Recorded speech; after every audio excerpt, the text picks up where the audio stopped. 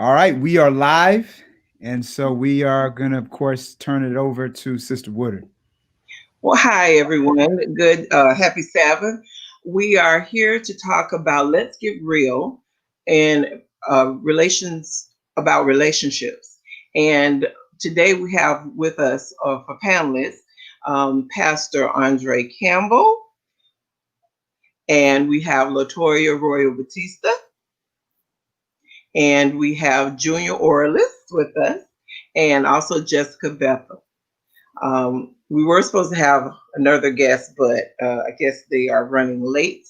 So I don't know if they'll join us or not. But I want to welcome everyone to this discussion. Please feel free to send in your comments and to share with other people. But we're going to get started. We have some different questions that have come in, and I wanted to start with the first question. I guess, Pastor Campbell, I'm going to let you handle the first one, please.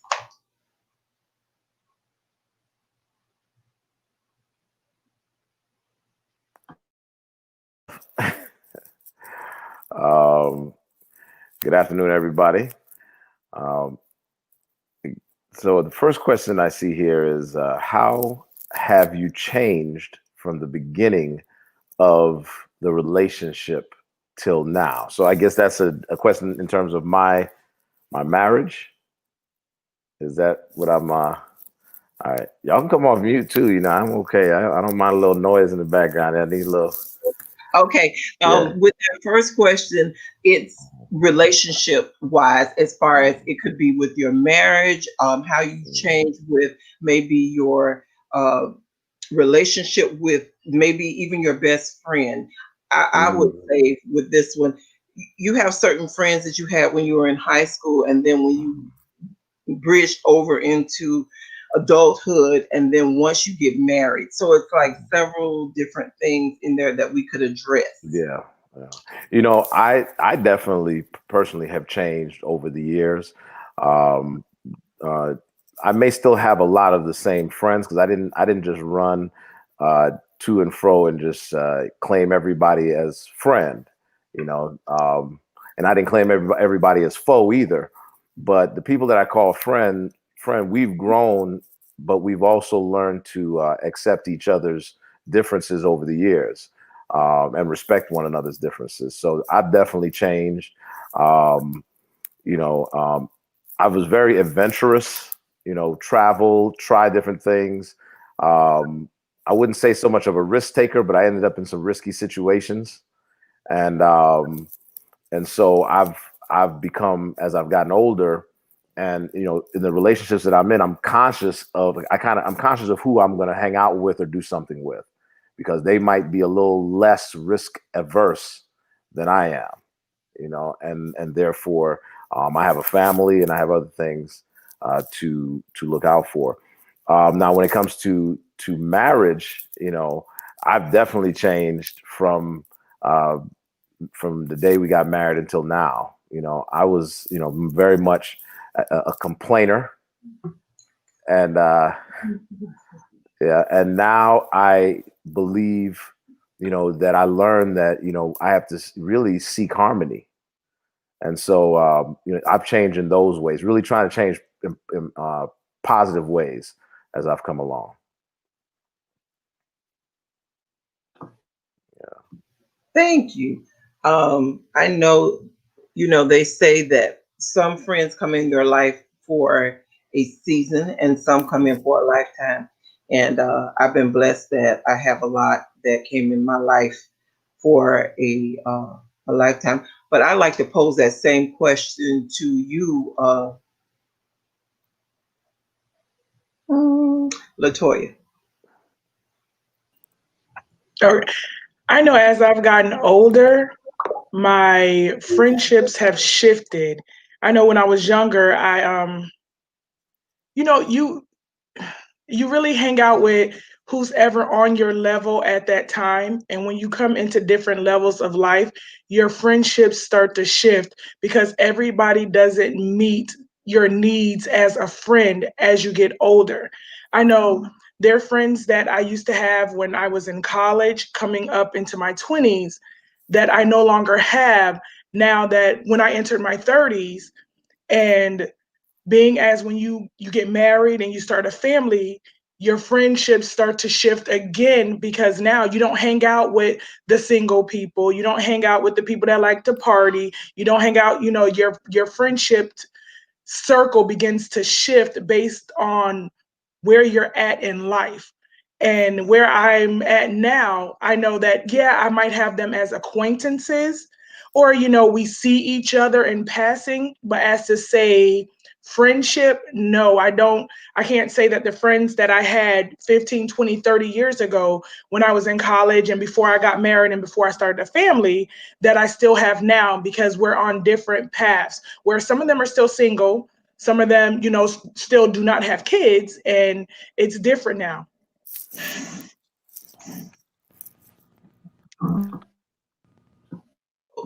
I'd like to pose that same question to Junior, please.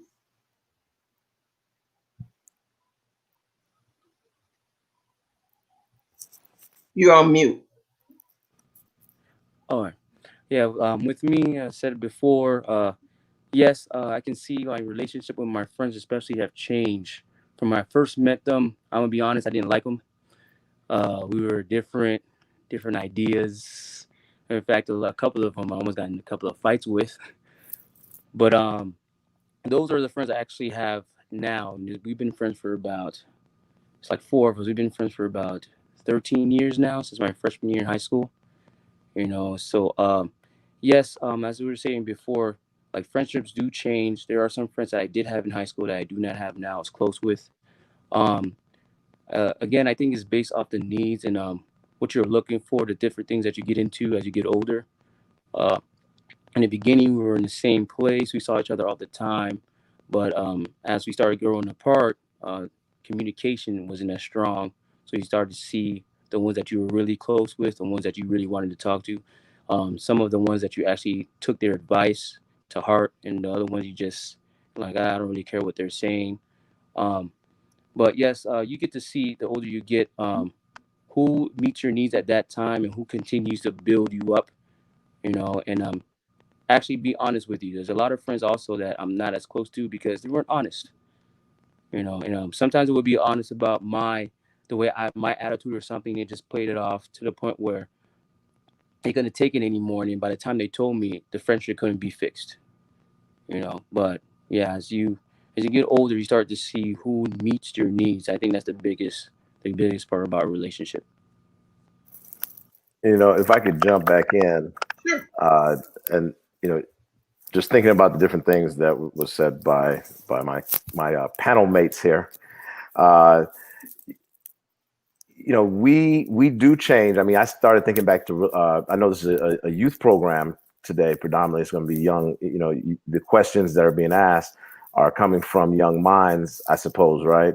That want to know, how to handle some of these things, because we do change. Sometimes our feelings change, our attitudes change, our opinions. Or I'm trying to think of, like, when you have a image of somebody in your mind, that changes too sometimes. Is there another word for that? And so it's like, I think of when I was dating, in college or so. I don't want to go back as far as high school, but dating in college, and you see somebody and they look nice. And then, nobody teaches you the 12 stages of intimacy, and that first you see that person eye to eye, and and all the phases that go down from there. And I think you might just jump in deeper to a relationship, and I'm not talking about sexually, I'm talking about emotionally. Jump deeper into a relationship and kind of commit yourself, and you don't even know what you're having for dinner this evening. You don't even remember what you had for breakfast, but you're making, like, these kinds of decisions. Then you get into a relationship, in college, let's say early, and you're supposed to be there studying, but you're there in a relationship, and then you come to realize this person is a little extra clingy. Can I talk from the male perspective? I don't want to offend no ladies. Y'all can come off the mute when I'm talking. I'm cool with it. I want to hear. Let's talk. You know, they, you know, so then you feel like, oh man, she's being clingy. I don't really, you know, like that. I wasn't planning on getting married yet, but we just dating. And so I think that you know, I've changed and shocked some young ladies when I was dating. Like they thought I was all in because, you know, I was, you know, we went to Taco Bell. We went. Come on, lady. Come on, lady. We, you know, Been done, Pastor Newton. I'm sorry, Pastor Newton. But you know what I'm saying? We you know, we commit, and then let's say if we commit to that next level, we get physical. You know, now we start talking about, you know, something that I mentioned oftentimes when I'm with the young people at Doja. You know, I want young people to know there are hormones in your body that kick in and cause you to feel a certain way in a relationship when really that's not what you would be thinking if you were in your right mind. So we really, you know, the truth is people change. You know, can I talk about, you know, in life we get older and things change. Men's testosterone levels go down. Ladies' estrogen, you know, or your estrogen level may go up. And ladies, you know, midlife crisis. It's not the midlife crisis. It's got another name for it. No, that's you all. Yeah, I was looking at you. I'm not looking at Sonia. But I'm just saying that we change. You know, I used to have hair up here. Pastor Newton, I used to have, Pastor Newton can testify. Right? I used to have some wavy stuff going on over here. You know what I'm saying? You know, gone, changed. You know what I'm saying? I used to have an 8-pack. Now I got a 1-pack. You know, so they're physical changes, they're emotional changes. I just, you know, I wish I could go back and apologize for all of the times that I changed my mind. I thought I really liked you, and I thought this was going to be forever, ever, but I needed to learn the lesson of being what it really means to be in a meaningful relationship. And I think if young people can get that earlier, we can get somewhere. Yeah. I really appreciate what you said because something that I've told my kids since they were big enough to call themselves liking someone is that the person you could be so in love with at 16 or 18, you don't have any use for them when you turn 20, 21. You're like, you look back and you're like, oh my God, did I actually like that person? You know, because you change and you evolve constantly as a person. Even when you get into relationships, you change and you evolve. And if you don't, then there's something wrong. I saw a question come up while Pastor was speaking where the person said, you know, a lot of times we have people and we call them associates. Well, for me, if I call someone an associate, it's not that we're just not close friends for me. It's just someone that, you know, I'm friendly with or whatever, but it's not deep. It's not, I just know them on the surface. Yeah. You know, yeah, nothing negative. Yeah. What I was going to say is to that comment, she said, can that be a defense mechanism of being careful of others or immaturity? And I would honestly say it's not really a defense mechanism nor immaturity. I think it's just what it is. If I know you, just seeing you down the street and we become friendly. If you come to the same grocery store all the time and we see each other and we're laughing and we're, you know, I associate with you every now and then type of thing. But I think where people say associates, sometimes it can be a derogatory, I don't know, degrading sometimes, because sometimes when you fall out of friendships with people that you were close with, they're like, oh, that's just my associate. And I think that then is immaturity in itself. So I think it depends on how the tone is and how it is said in the context of, in my opinion, that's what I think. Okay. I liked what Ann Davis said, which I totally agree with. You know, you have people that come in, and I talked about this earlier, for a season. And those people serve that season, but sometimes we hold on to them too long. And I know a friend of mine who married her season. And I'm not trying to be mean or cruel, but she married her season and found out that person was only literally supposed to be there for a season to help her through something. and she ended up marrying him because she felt, and then it didn't work. And so we have to be careful, especially as Christians. Pastor Campbell was talking about, I don't know the word, but we get these entanglements, and here I go with the Will Smith kind of thing. You get into these entanglements, and then you get this, what you call it, the chemical attachment. I mean, we gotta be careful with that. Yeah, chemical dependency almost. I mean, you're relevant with the entanglement thing. You know, there's an old saying, two sayings that I give. One is choose your friends and choose them well, and to them not all your secrets tell. For if your friend becomes your foe, in the streets your secrets go. Woo, true. So remember, everybody is not your friend, and you're not the only one that may change. It may be, you know, they may change. You know, a lot of times you're thinking linear, like, you know, we're good. I know this person, but again, that people do go through things, and things, you know, happen. I see that, not the entanglements, huh? But I have something to say to that. It's in a friendship aspect. I had a best friend previously, and she got married when we got out of high school. And we kept in contact, you know, and then she moved back down to Jersey, from Jersey down to Florida, and she got pregnant with her husband and everything.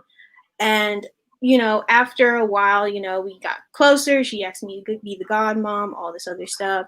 And eventually we began to grow apart. And just from a lot of different things that were festering up. And I start to think about growth is inevitable. And she told me, oh, you're changing. And I'm like, am I not supposed to change? You know, am I not supposed to grow with you? And I started to see that at the end of the day, you know, she no longer was in my life. She was not going to be able to serve that purpose as my best friend or that person that I can confide in anymore. Unfortunately, we had to grow apart and we had to go through different things. And now we're rebuilding that relationship. But I don't think it will ever become that same relationship it was before. And it just goes to show that who you had from high school all the way to now is going to be completely different. And who you are from high school to up until I'm about to be 26 is going to be completely different. So people change, and it's inevitable, unfortunately. And not unfortunately, but it's a process. It's a growth. Well, just a question: do you think that it changed because she because she got married and that significant other? To an extent, I don't think it's really the significant other that intervened. I think there were other underlying issues. When she became pregnant, I started to see a lot of different things show, unfortunately. And after the postpartum and everything, I think there was a lot of underlying things. And that's why I don't think it was really the relationship, because her husband really did. She was going through some things with her husband, but I don't think it really affected us, me personally. I think it was when she got pregnant, that's when it just, you know, it went left. Okay. See, but I think that's where the different stages of life take place, because she was going through postpartum depression. She had gotten married. She was dealing with other issues, and you didn't understand the issues because you had never experienced it. Postpartum depression is real. A lot of people say, oh, I don't understand, you know, what is postpartum depression? And I felt like that also. What is postpartum depression? But after having kids, you understand. So that's where, when the associates and the friendship come in, because you can develop a friendship with someone that has gone through what you have gone through, and that's where your link is. A lot of times we fail to realize that when we develop friendships and marriages, there's a link. There's something attracting us to this person. Sometimes two broken people get together because they have experienced the brokenness. And they're on that path where, okay, you understand where I'm coming from, so you understand how to deal with me. But if I've never been broken, I would not know how to deal with a broken person or someone who has dealt with certain things that I've never experienced before. No, I definitely agree with that, because I have an experience, obviously. And it's different, but I was I give people the grace at the end of the day. I still love her as a friend. I still wish her the best. But I think those different times in our lives that we grow and everything, different stages. We're in completely different stages. Right. So, and then she didn't go to university. I did. She didn't, experience this and that. I did. So I think it was just, sadly, we're in two different spaces, and it's just unfortunate, but it is what it is. Junior, I see you, and I see you, Pastor. Junior, go ahead. Okay. So real quick, I want to touch on a little bit of what everybody said. First, the growth factor. Yes, if you don't feel like you're growing in a relationship, I don't think it's good, because then you're staying stagnant. And the whole point of building relationships to me is you have to be able to grow, and then sometimes you might grow faster than the other person.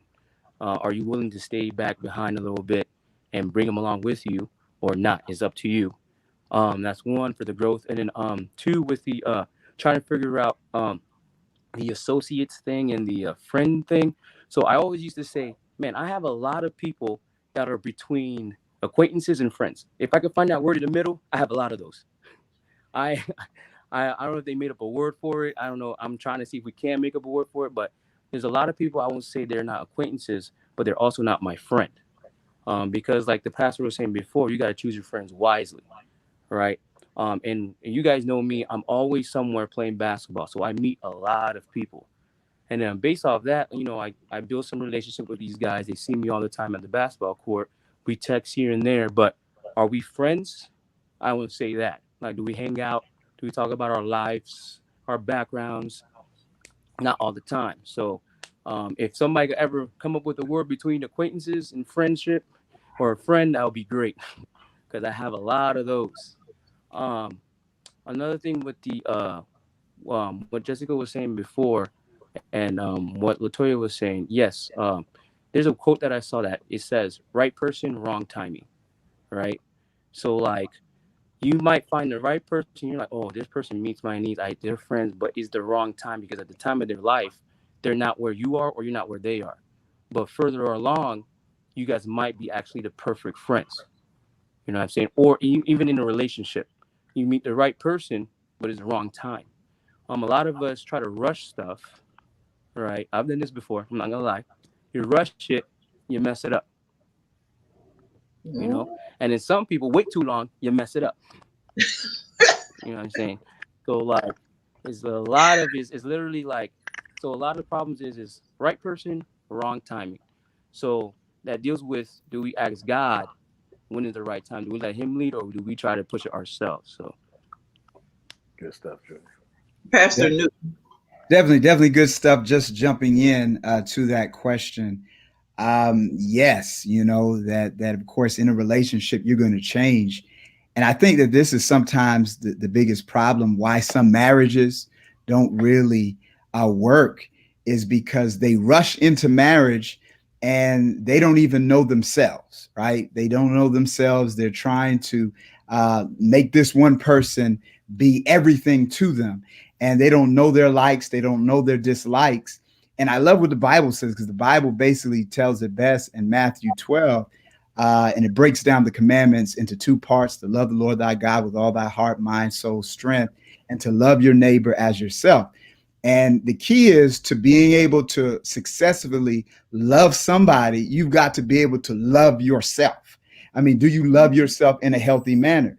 And I think that that's the problem sometimes, is because we don't love ourselves in a healthy manner. We put up with all types of stuff. We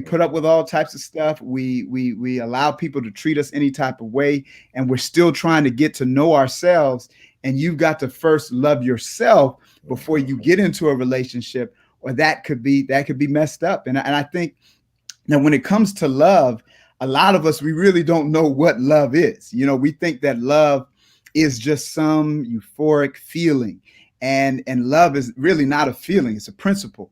And the problem with love is that being in a relationship, trying to marry somebody, it's about finding that right person who you want to make happy. And again, looking at the Bible, John 3:16, the most famous passage of scripture, it teaches us what love is. It says, "For God so loved the world, not that he took, but that he gave. And so when you're truly in a loving relationship, you're willing to give. What do I want to give? How do I want to make life easier for that person I'm in love with? And I think that has to be the mindset. When we get into relationships, you need to find that right person who you want to give of yourself.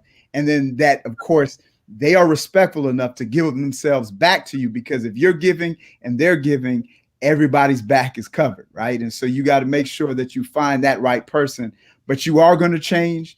You got to find that right person that you can change and grow with, because it will happen. So, but don't you all feel like you have to fight for it? Because being in a relationship, even if you're not married, if you're not willing to go through the changes of life with that person and being able to adjust and be patient, it's not going to always be 50-50. That to me is the biggest fallacy ever.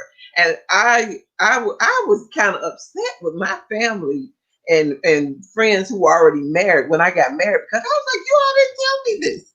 Like, you go into it, you have the big wedding and you do this and do that, and then you wake up and you married. It's a whole lot that goes into that.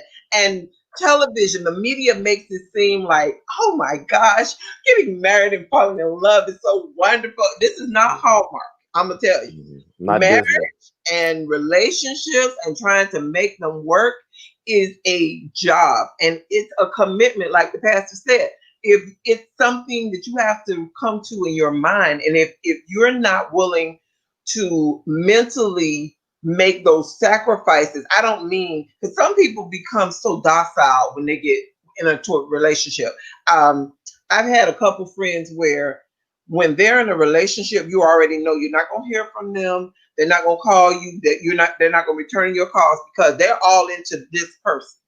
Mm-hmm. And they forget about their family, their friends. And then when they break up, oh, they want to call you and they're crying. Call you every day. No. I didn't hear from you. But you were, and then you have to remember, okay, I have to have a Christ-like spirit.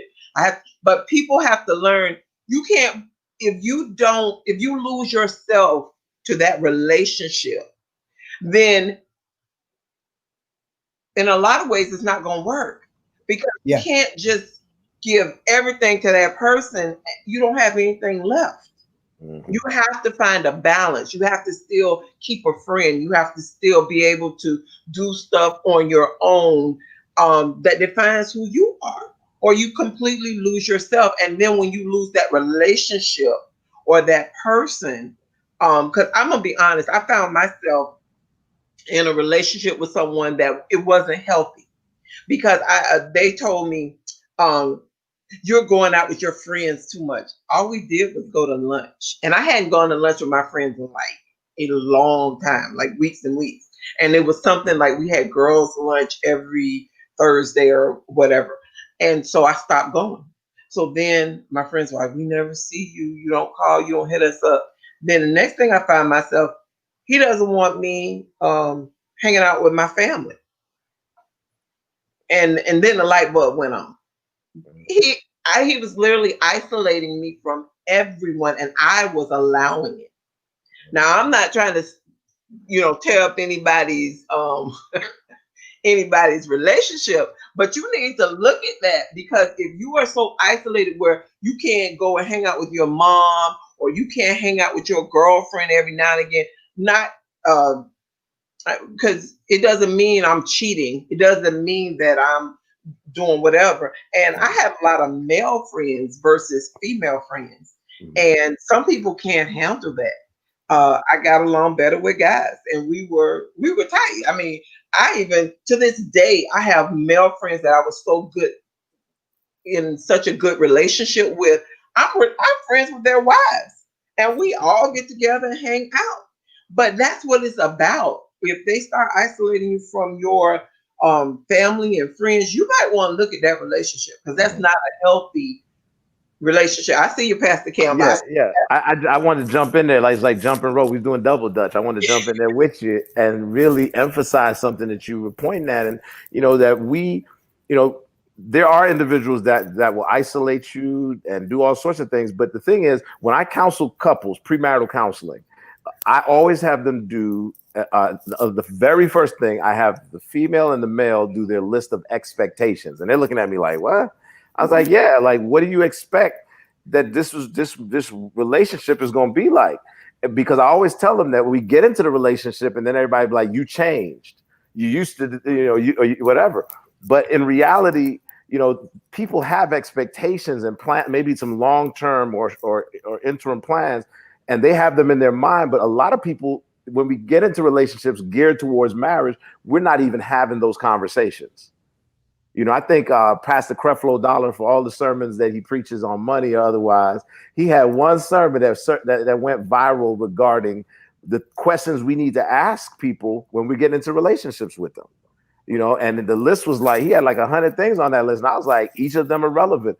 If you go, so we claim that people change when the reality was we didn't really know them. I'm gonna leave that there for a little bit. That, maybe somebody want to comment on that. And I do want to jump into that because at the end of the day, again, the Bible says that love is patient. We just jump into relationships. And again, this is why sometimes some marriages don't work out because you really, again, you don't know yourself and you really don't know your significant other. And I hate to say it, that a lot of relationships are sometimes abusive relationships. Sometimes we think that abuse is just physical abuse, right? Physically inflicting pain or violence onto somebody, but there is verbal abuse, talking down to that person. There's economic abuse, just taking the person's money. And then there's psychological abuse, which you were talking about, Sister Woodard, that, restricting who you can hang out with, sometimes damaging your property. And again, you have to have a healthy love and respect of yourself where no, this is not okay, right? This is not okay, because in a relationship, yes, the two of you become one, but you still should be your own individual, right? You shouldn't feel abused, like you're, abused, physically abused, verbally abused, psychologically abused.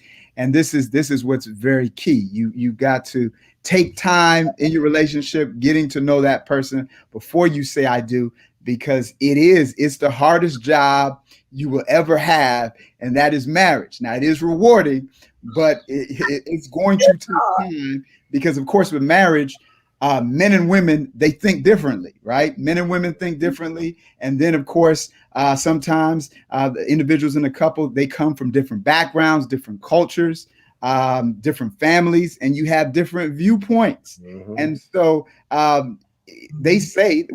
counselors say the first 5 years of marriage are the hardest because you're still trying to get to know that person, and you got to try to work with the different. And it's rough. It is rough, but it is work, and you have to take your time, and that's why it's very important that you take your time in finding that right person. So. Well, I saw the hands, so I was going to jump in, but I saw the hands popping up. Who was next? Jump Jessica. In. Oh, I was. I mean, what I was thinking. I wasn't really gonna say anything. I was just thinking it. It was the other. I'm calling the wrong name. I apologize. Go ahead. My bad. Go ahead, though. Toya. Go Toya then. The pastor mentioned the physical, the mental, and the psychological. He didn't mention the emotional abuse. In marriage or relationships, there is an aspect of emotional abuse. Emotional abuse is when, let's say you have a full cup, and as a woman in a relationship, we tend to have the need to pour into the relationship. It just seems more and more and more. And sometimes we pour so much into these relationships, the marriages, that our cup becomes empty. And when our cup is empty, we no longer have anything emotionally to pour into the relationship. And that's where I believe, personally, that's where the breakdown comes. Like for me, that's the breakdown. When I'm emotionally drained, where I can no longer feel any more emotions, that you are abusing me because you've taken every emotion, you've taken that love, you've taken that care, you've taken that self-respect, you've taken those emotions and you have extracted them and completely had me empty of myself where I have nothing left. So now you're abusing me. And emotional abuse is a part of abuse in a relationship or a marriage, to where you take so much that you don't even leave this person with emotions. Like, you've taken everything from me that I don't even have emotions anymore. That's serious. I saw someone make. There were two comments that went by. I kind of missed the first one, but the second comment struck me. A lot of times we don't talk to God about it, and the Holy Spirit is working on us and telling us, "Don't you hear that inner voice telling you, fool, get out of this?" And we ignore it, and we stay in these relationships with these crazy people or someone who is not meant for you. God gives us the ability to love a lot of people. And so just because, and this takes me back to my mom. My mom always said, if somebody loves my children, it makes me feel good because I know they're not taking anything from me, because what they're doing is they're loving my children. So I love them just for loving my child. We have the ability to love a lot of people. And just because I may love this person over here doesn't take it away from maybe this boyfriend that I'm dating or my girl over here. I can still have all of these relationships with these other people and still not take anything from what we're bringing into a relationship. And I think a lot of times, especially young people who are dating, they start acting like they're married instead of dating. Pastor Campbell alluded to that earlier when he was saying, I'm sorry for some of those people, but you're only in this for a minute. You're dating. I think we forget the definition of dating. You're trying out some relationships with these people to find that person that you feel like you can spend the rest of your life with or spend a good amount of time with. You may not even really be in a stage yet where you're mentally ready to marry someone. Marriage is a huge commitment, but dating means that. And sometimes we need to stop being so, I'm only dating this one person and you stuck with this one. Maybe you need to date around, and it doesn't mean that you're being promiscuous, because you can date around and not sleep with everybody or sample everything that you're dating. If I could jump in there with you, let me dive in there with you. Flash on in. Very important point. Nancy Van Pelt wrote a lot of books, I believe, for the Adventist Church. Nancy Van Pelt, Complete Courtship, and all these books like that. And I used to think they were really corny. It was like, yeah, whatever. But now I have two daughters, 17 and 12. And and and over the years as they're growing up, I was like, man, I know what the dating scene was like in my day. I'm hearing what it's like now. Nancy Van Pelt talked about group dating, going out as groups so that you could actually observe people in the environment, in a social environment. You learn a lot about people in a group setting, right? You're hanging out. You go. I don't know if in what do you call it? Nowadays in COVID-19 days, you can go skating together, but you go out actually in a group and you get to observe the person of the opposite sex. And you might say, well, I like that about this person, and I like that about that person, and I like this. And you start learning yourself and what your likes and your dislikes are without having made any commitment at all. Because the hormone that I spoke of earlier, I call it chemical hormone, whatever, in the body, is I call oxytocin. And I try to mention that to young people every chance I get. Men have it and women have it, but women have more of it and have more of a reaction to it. And what oxytocin does is that when you engage in sexual relations with someone and you have, and there are no little kids on this, right? I keep it PG-13 and use correct terms. You have an orgasm, climax, whatever it is. now for a young lady, you're going to have heavy emotional ties to that male for 14 days, 2 weeks.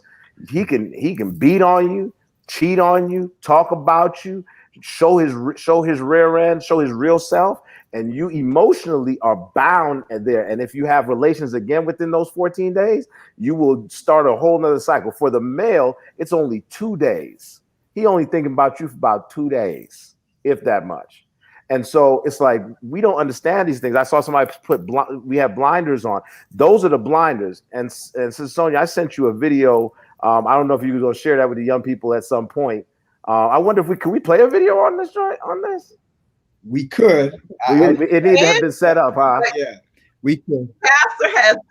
I don't know. You can do it. You want to pass on that, or you want to try it? No, you can send it to I'll Pastor. send it in the thing. I'll send it in the chat, and we can play it a little later. But I just want to show how a lot of times we can have selective attention, you know. Right. And so I'll send that over to you in a bit, Pastor. You can try out your tech skills. All right, go ahead. I see you got something.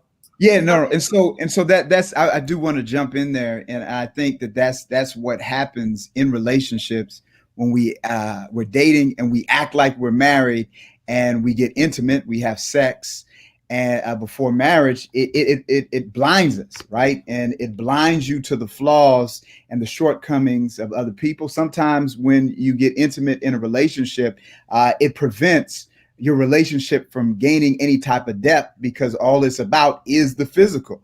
And I think that sometimes what we don't realize is that when God put these things in the Bible that we should not have sex before marriage, I mean, there were practical reasons why he did this. Of course, our bodies are a temple. But what you have to understand, there are a lot of diseases out there. And I remember when my wife, she was a registered nurse working in the ICU.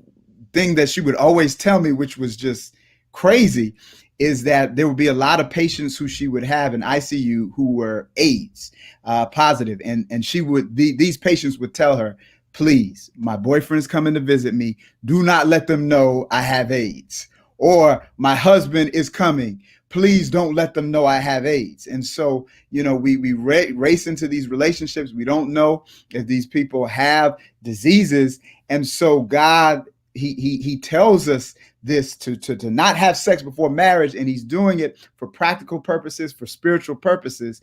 And you want your relationship to be able to have depth. You want to be able to see clearly who that person is, who you're dating, so you won't make the wrong choice. I was gonna say to go back a little bit. I've been always intentional within my relationship to still keep friendships, not put blinders on and zero in, because I think at the end of the day, having relationships with your friends is still important. Having a life and outside of your relationship is still important within the relationship that you're cultivating. Platonic cultivating is important when it comes to friendships as well. I think when we do that, like some people said, abuse and everything, it could not only from abuse, but also it can come down from what they're seeing examples of at home, what relationships look like and how they cultivate their own relationships with people. And I see some people are asking about having friends out, like male partners more than female partners if you're a woman yourself, or having more women, not partners, but like friends, having more women friends than, male friends if you're a male, So I feel like I've always had more guy friends and I've never ran into a problem, but I know some people have ran into problems where it is, a deal breaker in those relationships. And if that's a deal breaker, then that's not the person for you. I think you can operate with having the opposite sex as your friend, without it being physical in any type of way. I've had plenty friends, guy friends that way. And from a young age, it's always been that way. I've never really had many Well, I agree, Jessica. Yeah. I definitely agree with what But you said. Yeah, and I think there are hesitations because we all seen stories that way that end up, the girl that's a really close friend becomes a little bit, touchy with the husband and stuff. We've all seen that, but I don't think I think those are narratives that are not always, not Yeah, always you know. We Yeah, have a sixth sense. Yeah. And somewhere in the back of your brain, you Mhm. already have that feeling, and you know who's not being loyal. You want to ignore it. Now, there was a question that I really want to get to. And this young lady said, what about if your significant other has had a sexual relationship with this person and still want to keep this relationship? You have to look at your partner and your relationship. What kind of relationship do you have with that significant other? Can you trust them? If you got a trust issue, then you have another issue on your hands. I'm gonna be real honest. My husband's not alive anymore, so it's not like he can come for me anymore. So I have to laugh at that. And I've gotten to the place where I've grown enough where I can laugh. My husband had a relationship with a young lady prior to us getting together. And I was okay with that. And she and I got to be really good friends. And we all come together, and she'd bring her husband, and David would bring me. But I was secure in who I am and my relationship with my spouse. But if you know that person that he had that relationship with is not a trustworthy person, or you feel that come on, ladies, in the back of your mind, and I'm sorry, brothers, you ignore a lot of stuff, but you know when somebody hitting up on you, even though you trying to ignore it, and especially you pastors. Oh, come on. Oh, Lord. Did she just bring us into this fascinating? We was over here quiet, minding our business. I see a good question we can ask. I see where it said question for both. What if someone says God told them to marry? God told them to marry. Is that God? Is that really God telling them? Is that really God? Or is that the devil? That's no. You have lust. to really consult. Sometimes it's lust.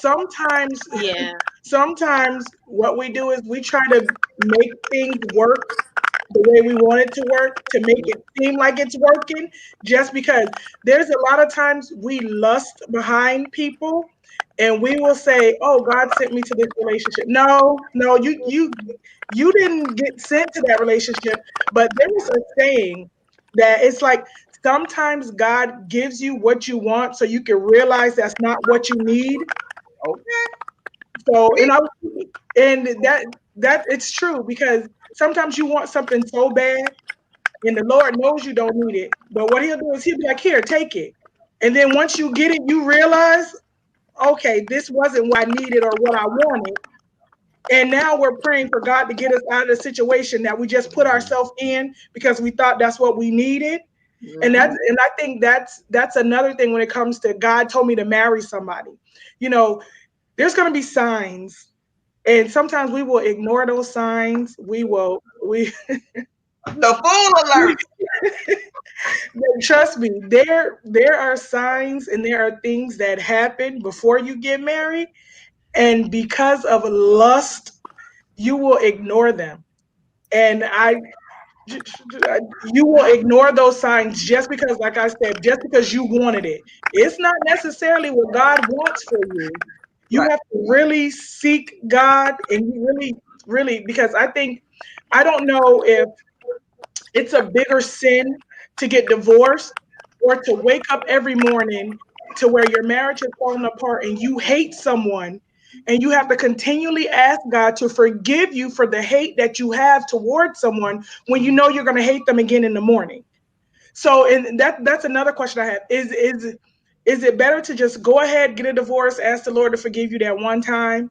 Or is it better to try to, knowing that you're going to hate this person in the morning? You're like, you know what? When I wake up the next day, I'm going to hate this person. And then I'm going to have to ask God for forgiveness. But I'm asking God for forgiveness for a sin that I know I'm going to commit again tomorrow because I still hate this person. So, and I think, no. I know everybody has something to say on this because I know I do.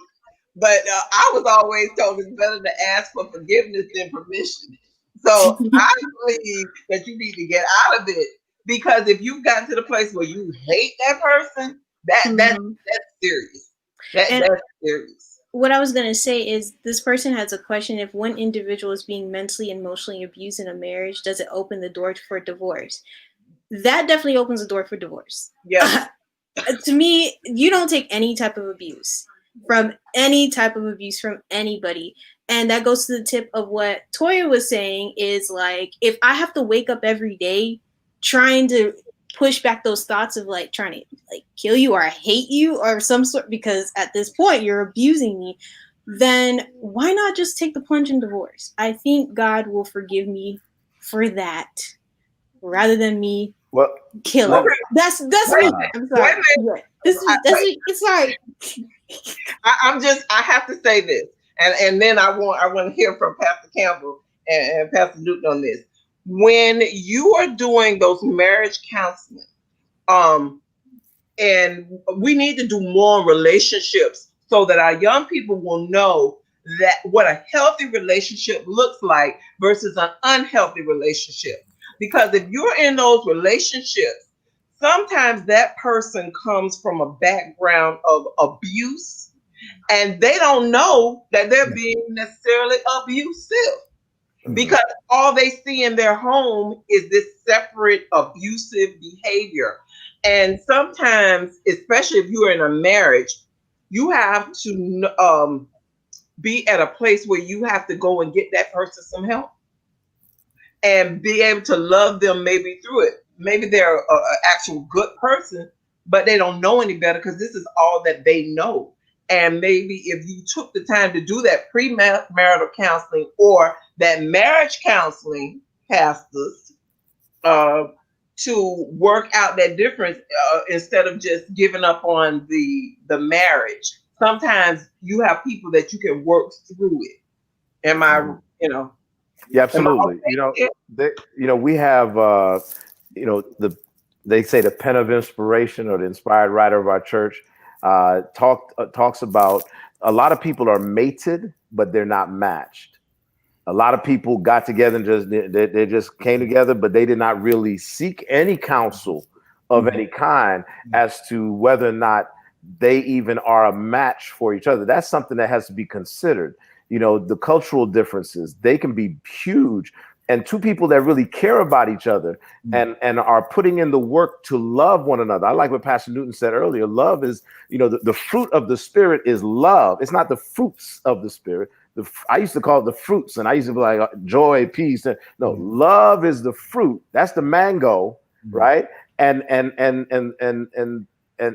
then you have patience and kindness and all these things that come out of that. I think I say this probably every time I come to Doja, and that is, then my phone want to ring, right? Pocahontas, when John Smith, the crusader that was there here in America, whatever, came over and he met this beautiful woman, Pocahontas. He said, he asked her at some point, would she marry him? And her response to him was, are you kind? If you're kind, then I'm willing to take this journey with you. And I think a lot of times we don't even address these things going into our relationships. So we're in relationships with unkind people, impatient people, people who aren't humble and things like that. And I believe that we can, if you're matched, you can work through those things. If you're mated, it's going to be even harder. And at some point, you may have to lay down that mantle and get a divorce. And I'm going to say it flat out, because the Bible says God hates divorce, but it doesn't say he hates the divorcee. Is that divorcee? Divorcee? He doesn't, he still loves you, but sometimes you got into a situation where you were just mated.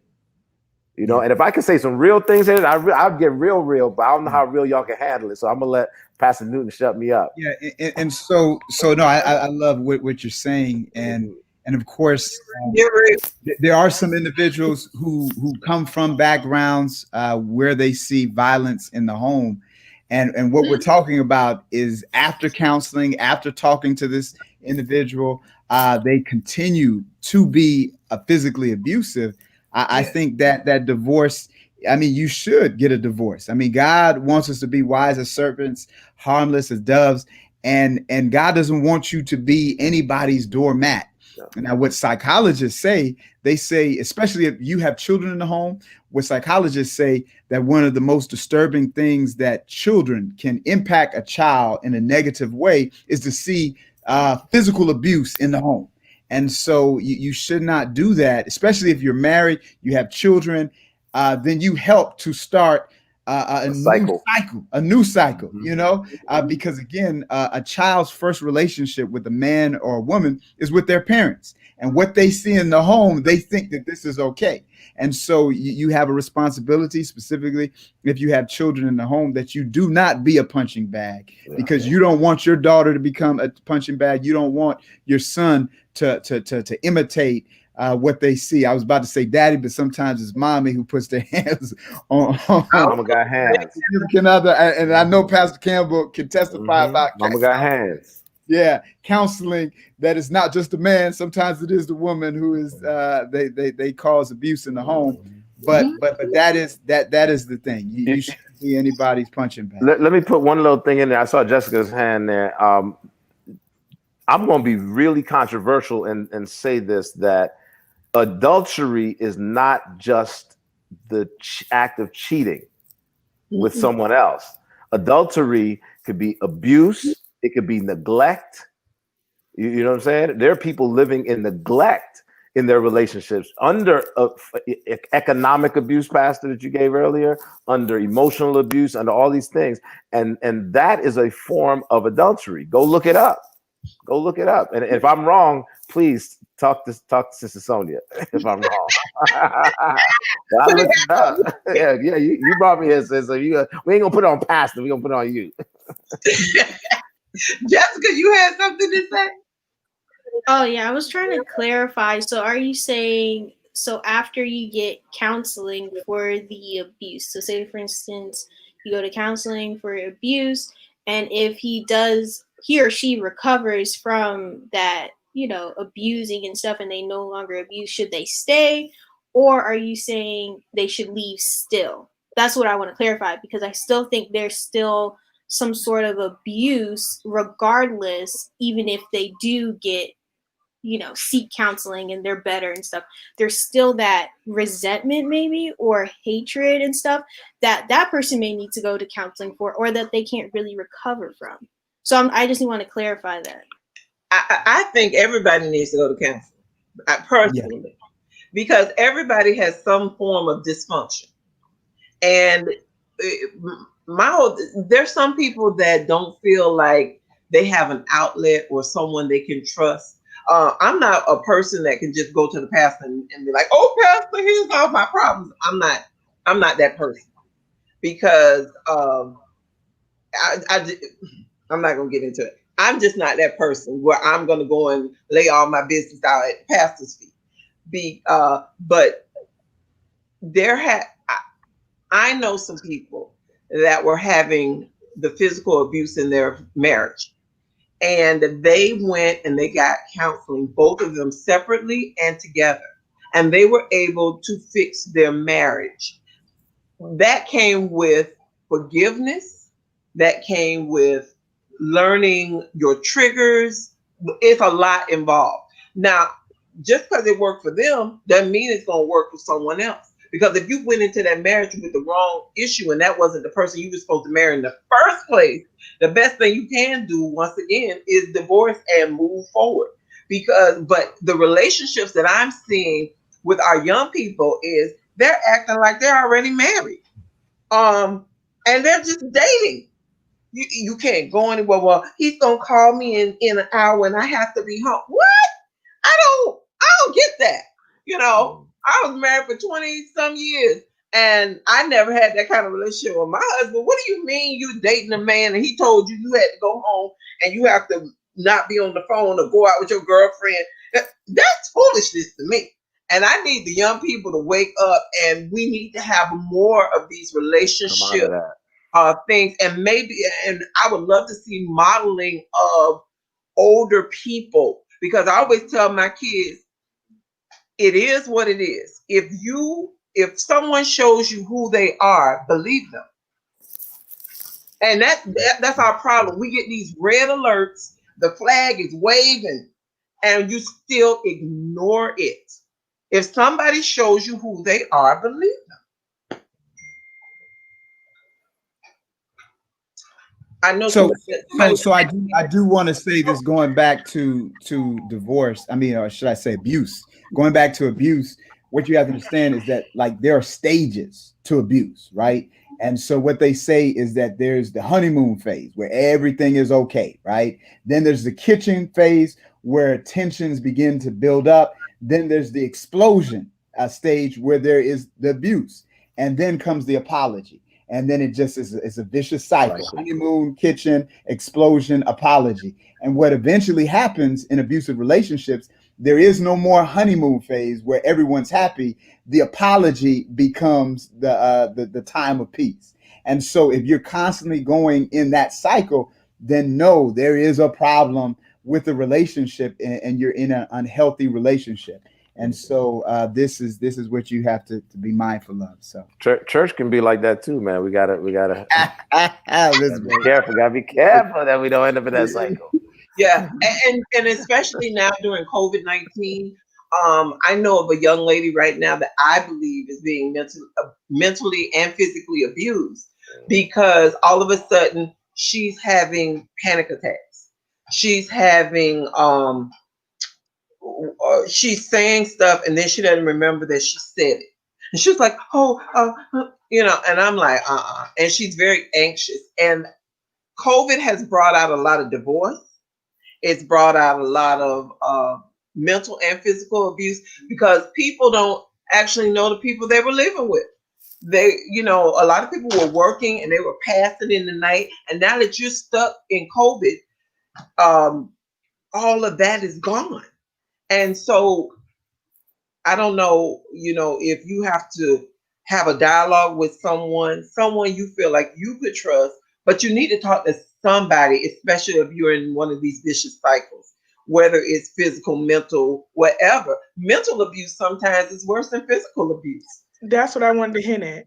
Yeah. So you took that, because a lot of times physical abuse, the scars heal, the scars go away. But when someone says something to you or make you feel so small, that replays in your mind over and over and over again.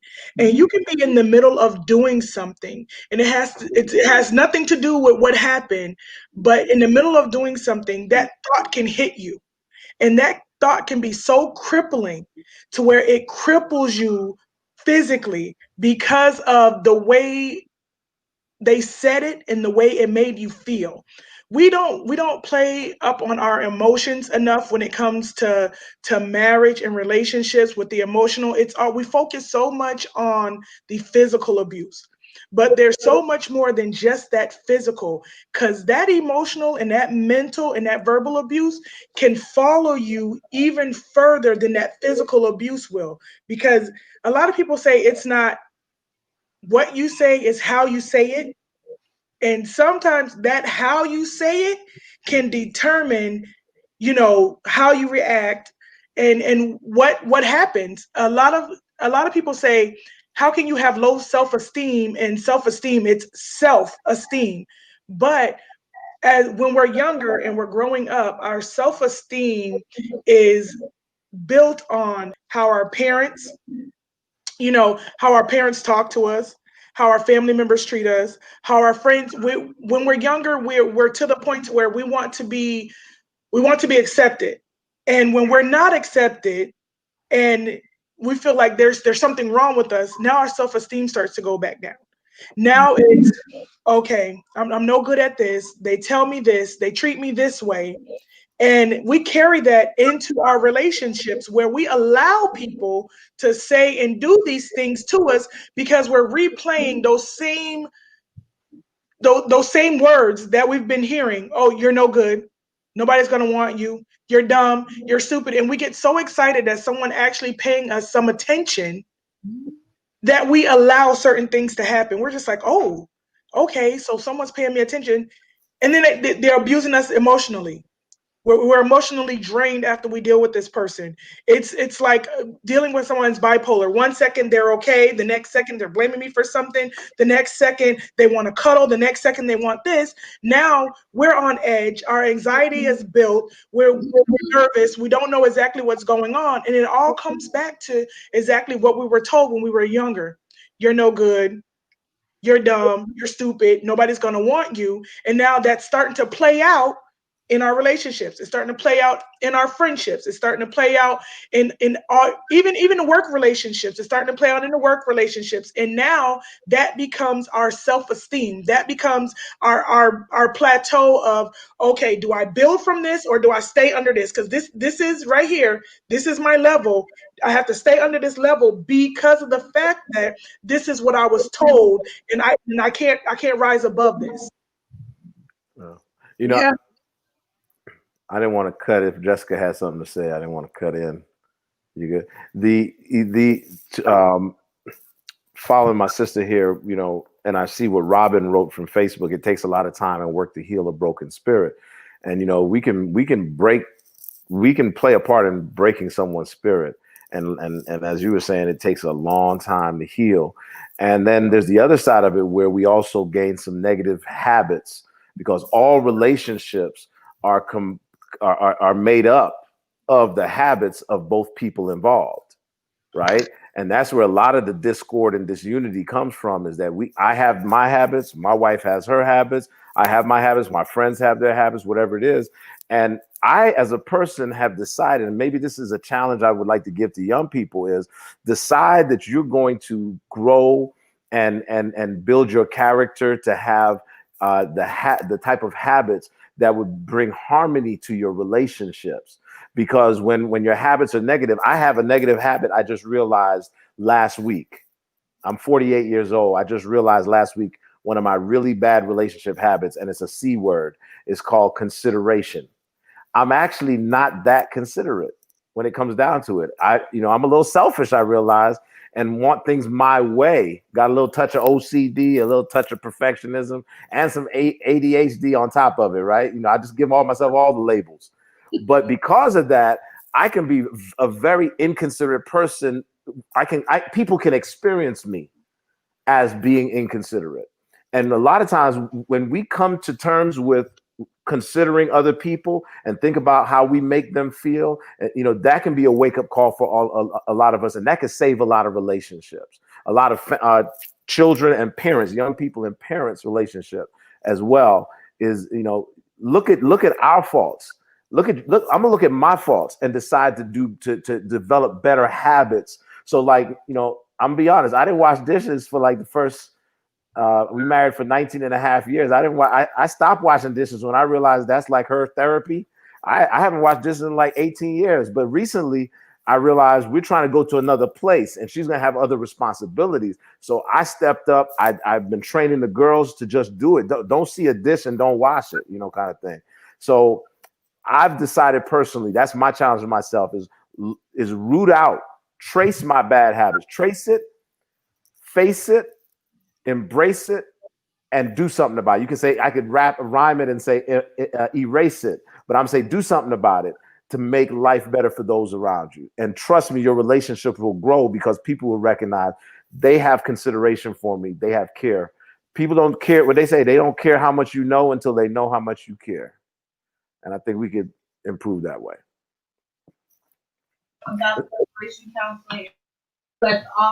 Okay. Someone was saying, shouldn't divorce be the last resort? And what about the counseling? I did talk about doing the counseling and trying to do it. It comes down to a personal thing. For me, I would want to do the counseling and try to, you know, do what I can do. But there are certain things that may be happening in your household that only you know. And so you have to make that decision, and you have to be able to live with that decision that you make. God's still gonna love you But I guess, you know, it comes down to that personal thing once you talk to someone. I mean, I'm glad God looks beyond our faults and He sees Mm. our need. And yes, divorce should be the last resort. Unless your life is in danger, you need to get the heck up out of there.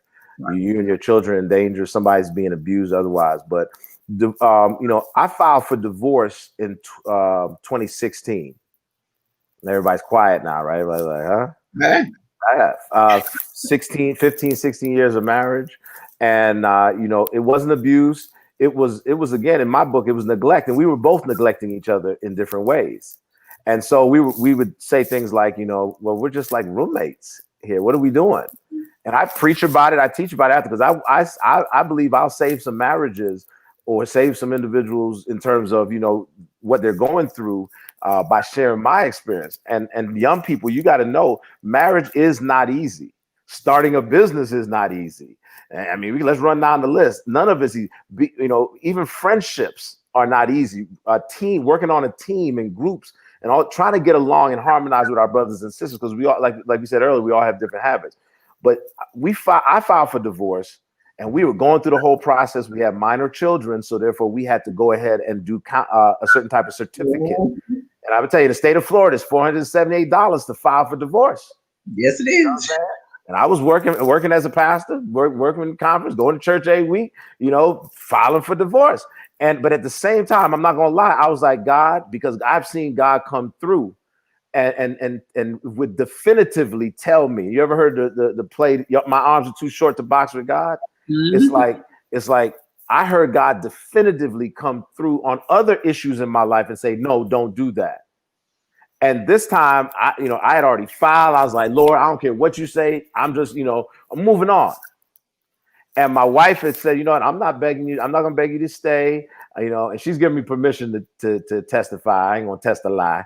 And she's like, I'm not going to beg you to stay, before because we have kids and etc.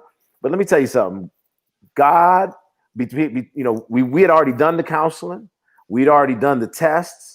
We already done all of that. We tried to, and tried to figure this thing out, but emotionally and otherwise, we were at this point, we were both done. And God came through in a very, very miraculous and specific way. They say when God shuts the door that no man can open. He shut that door, and I still could have just banged my head against the door and said, "This is what I'm doing." But I woke up and said and realized that God was stopping me, and He was saying to me, and it's what I ended up saying to my wife was, I realized that I don't know how to love you, Pastor Newton, to your point from earlier. I don't know how to love you, and she laughed at me. She laughed at me, and then I was like, "Why are you laughing?" Because I'm trying to, I don't, I realize God don't want me to get a divorce. He don't want us to get a divorce, but I don't know how to love you. And she said, well, the reason I'm laughing is because if I'm honest with myself, I don't know how to love you either. And so right then and there, in that very moment, right, I said to her, well, why don't we start with what I said earlier? Why don't we start with kindness? And we literally she wasn't so sure at first, like, oh, you really gonna be kind? After all the things you said, you really gonna be kind?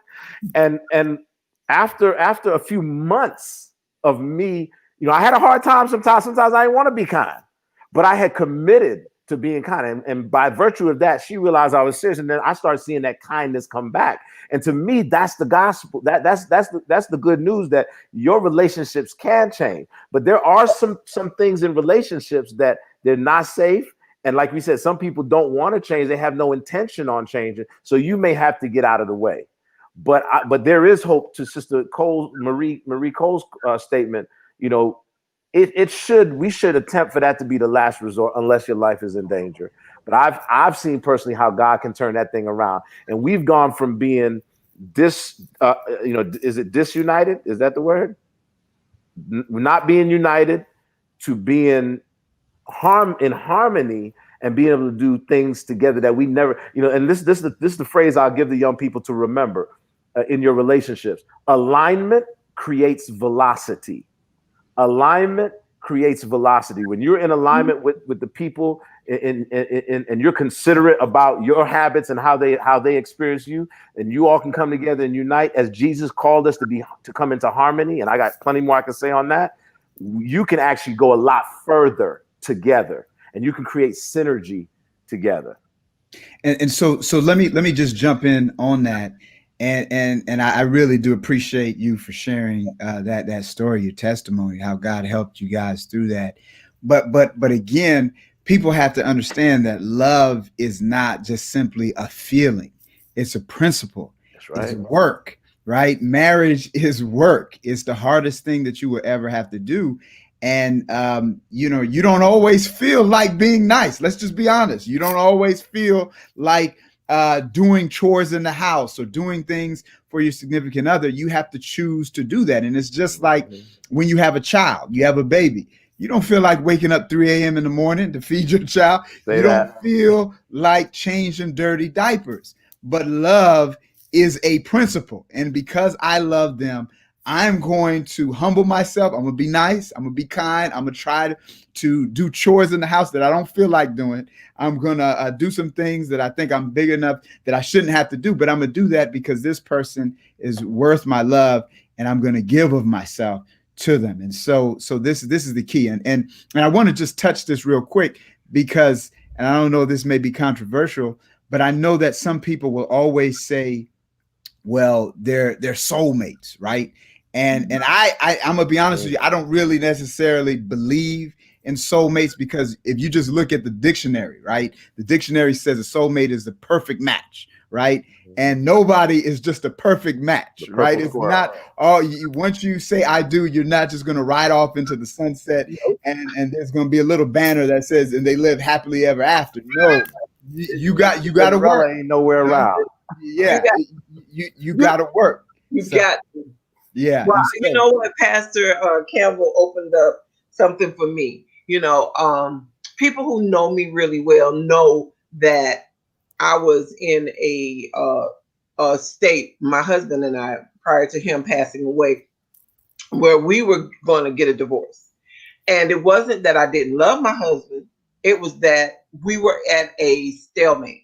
He was not willing to change some of the things that I needed him to change.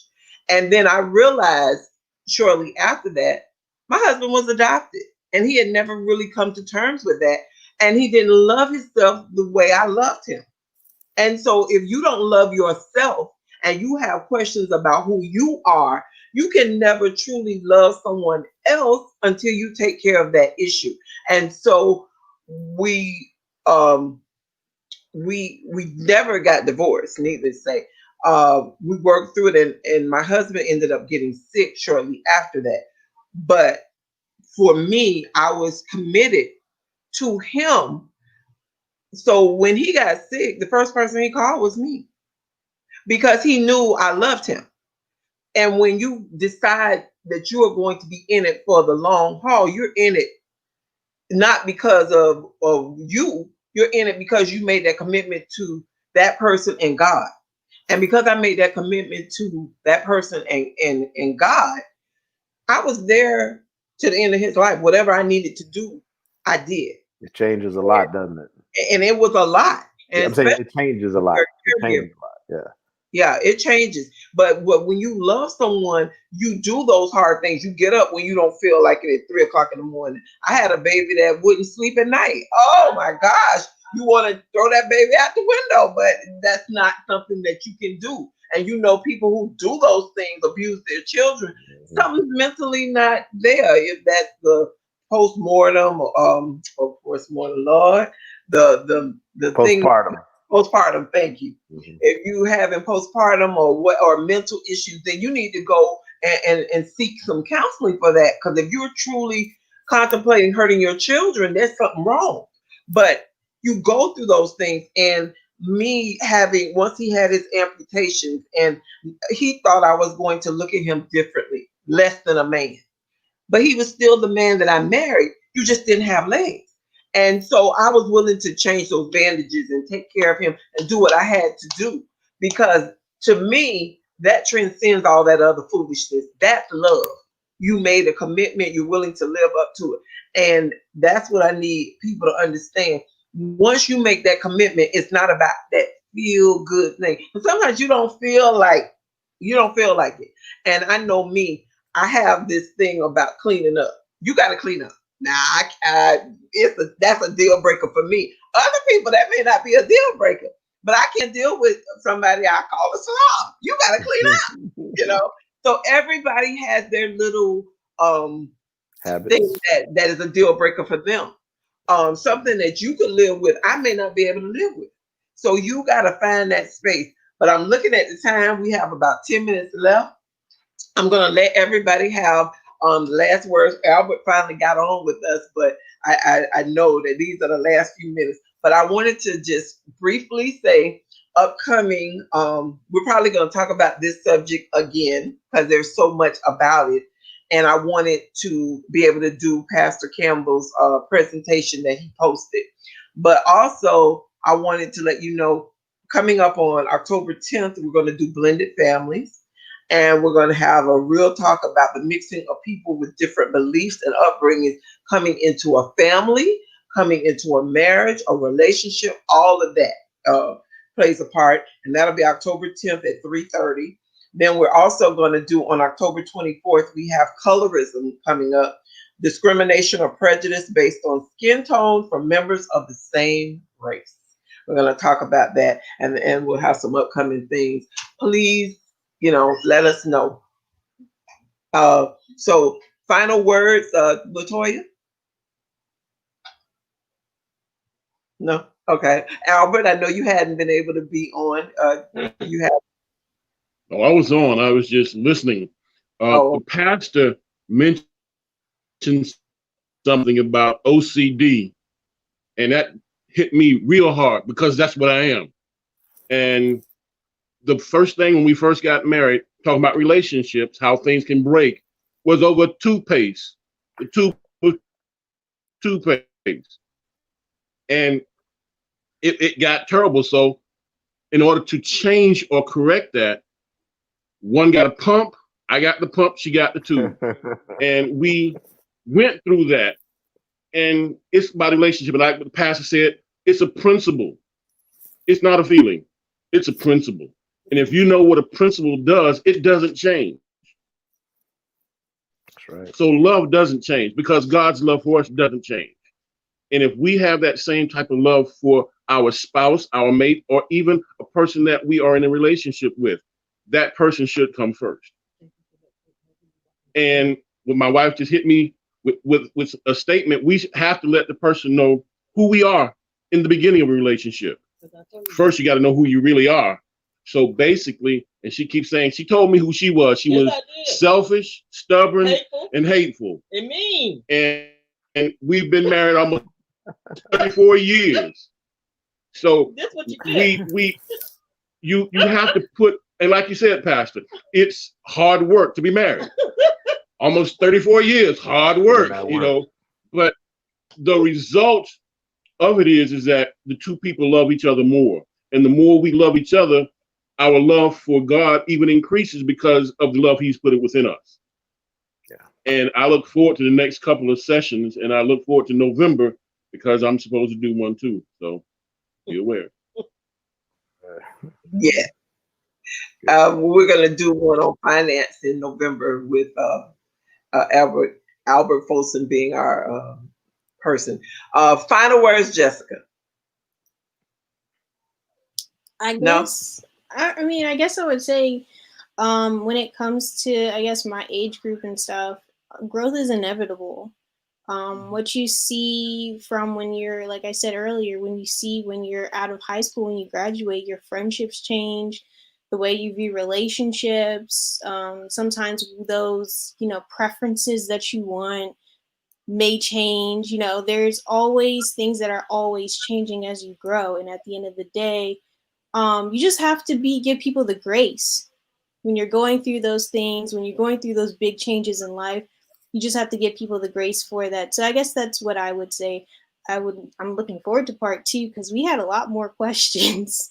I know we stuck at one question and that was it. So we have a lot more questions. So hopefully part 2 and 3. Okay. We'll do it. I don't know who to give last words, parting words. Who wants to go last? Pastor Campbell or Pastor Newton? It's up to you. It's up to you guys. I'm okay. We're gonna let the visiting pastor go. That's all right. I know he's a very wise man, and so again, what was very key when it comes to relationships, friendships, we always try to look for happiness in all the wrong places. And this is not just a biblical point. This is even scientific, psychological point. When it comes to one field of psychology, positive psychology, what empirical data says, happiness does not come from possessions, positions, or even people. Happiness first has to come from within. And I think that that's the biggest problem, that sometimes when we get into relationships, we're expecting this one person to be our everything. And one person can't be your everything. There's only one individual who can be your everything. That's God. And you got to have a relationship first with God. You have to love yourself, and then you're able to have a healthy relationship with that other person. And so I think that's very key. Again, you have to love yourself in a healthy manner. You have to love God in a healthy manner. Then you're able to love someone else in a healthy manner if you want to have a healthy, successful relationship. So. Well, I just and thank you for having me, Pastor Newton and Sister Sonia. You guys know I love Doja. Did I say it right? Did I give it the right? Doja. D-O-C.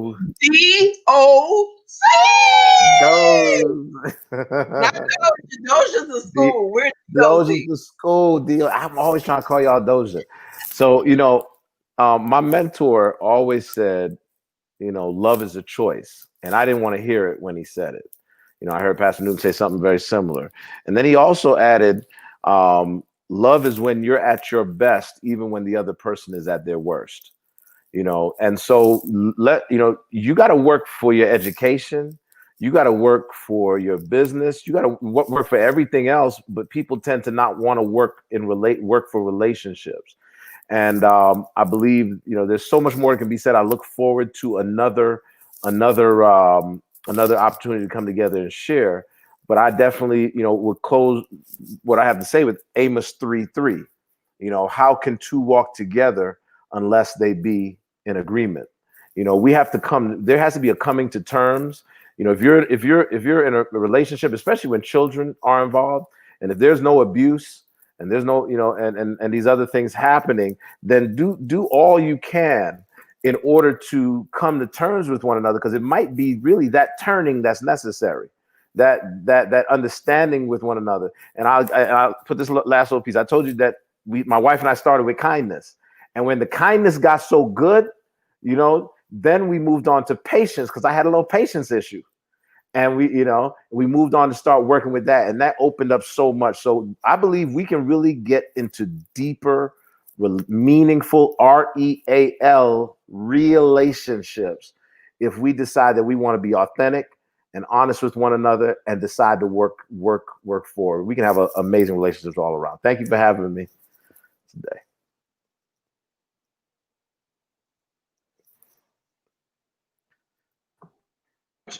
I'm trying to unmute myself. I just want to say thank you to everyone for having this discussion. Thank you for everyone who tuned in. We're going to have as somebody said, 2, 3, whatever. And it's not just about DOZ. We are inviting anyone to join us, and we, make this a part of everybody discussion. And like I said, we have the upcoming financial discussion coming up, where Brother Folsom is going to show us how, as young people, older people, to get our finances together, especially in a time like this. So thank you so much for being a part of Let's Get Real. Have a blessed Sabbath.